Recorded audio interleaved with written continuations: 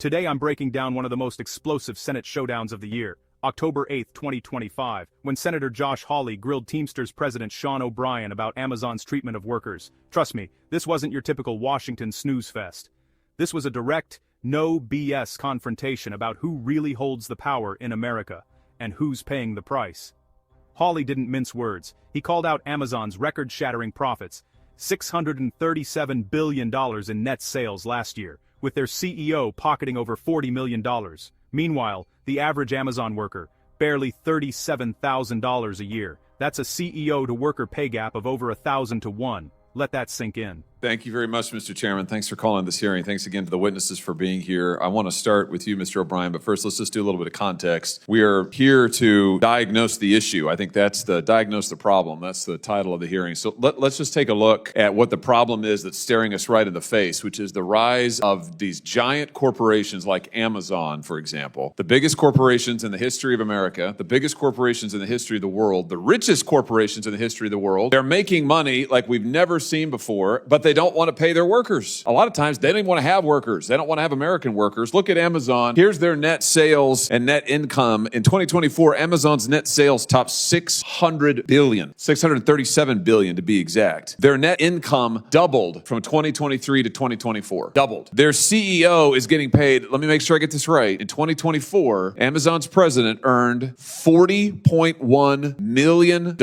in total compensation. 40.1. The previous year, he'd earned merely 29.2. I mean, that's an unbelievable, that's great work if you can get it. That's an unbelievable raise. Only problem is, according to their own financial disclosures, Amazon's average worker, average employee worldwide is making $37,181. $37,181. So that's a C-suite to employee ratio of 1,078 to 1. And meanwhile, these guys, being you, Mr. O'Brien, every step of the way as you try to get some basic representation for their workers, for their drivers. Hawley asked the question everyone wants answered. How can anyone raise a family on $37K while execs rake in millions? Then, Sean O'Brien, the head of the Teamsters, stepped up, and he didn't hold back. He called Amazon the largest violator of labor law in America, exposing their 150% turnover rate and a mountain of OSHA violations. O'Brien laid it out. At UPS, Teamsters get real benefits and a chance at a real career. The average full-time UPS worker, $140,000 a year. At Amazon, workers are treated like parts in a machine. The fight over union recognition at Staten Island came next. 3 years after workers voted to unionize, Amazon still refuses to negotiate. Tell us about what you've been facing from this company. I'll get this right at one point. Amazon is probably the largest violator of the NLRA right now. And they have grown significantly, to your point.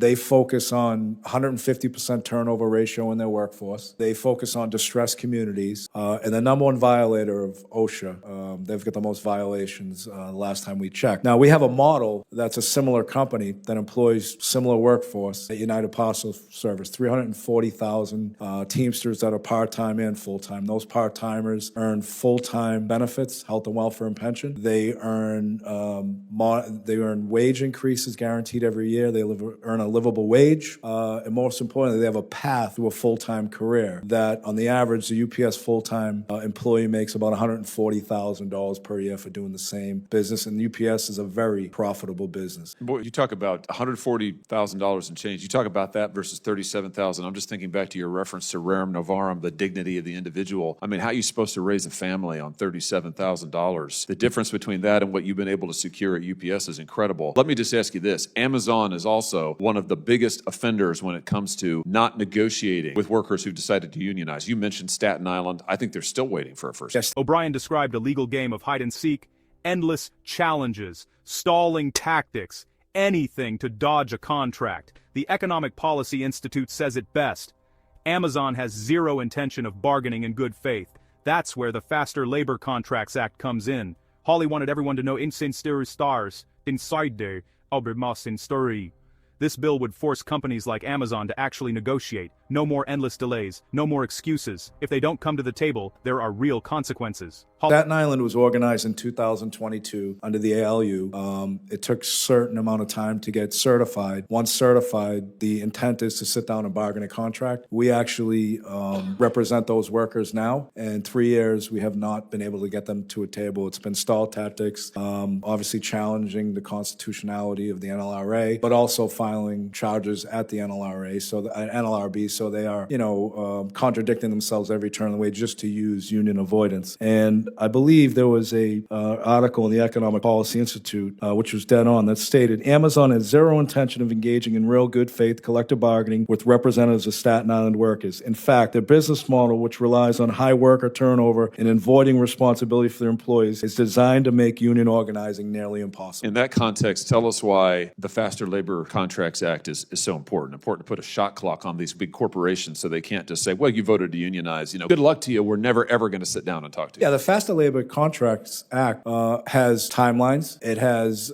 consequences for bad behavior. And I think it's important that if and when this Faster Labor Contracts Act is passed, bad actors like Amazon will be forced to the table, will be forced to negotiate, and will have to agree to a first-time contract without retaliating against the employees. And you will see a continued workforce that has a future under this Faster Labor. I just want to say this in conclusion, Mr. Chairman. Many folks on our side of the aisle talk about their concern about woke corporations, and I'm worried about woke corporations too. You want to make woke corporations a thing of the past? Make them accountable to the American worker. Empower the American worker. Give them a voice. That's the solution. Thank you, sir. Hawley finished with a message for his own party. If you want to hold woke corporations accountable, empower American workers, give them a voice. This isn't just about politics, it's about who this country really works for. October 8th wasn't just another hearing, it was a wake-up call about power, fairness, and the future of work in America. If you think this fight matters, hit like, share this video, and subscribe for more straight talk about what's really happening in Washington. This fight isn't over, and neither am I.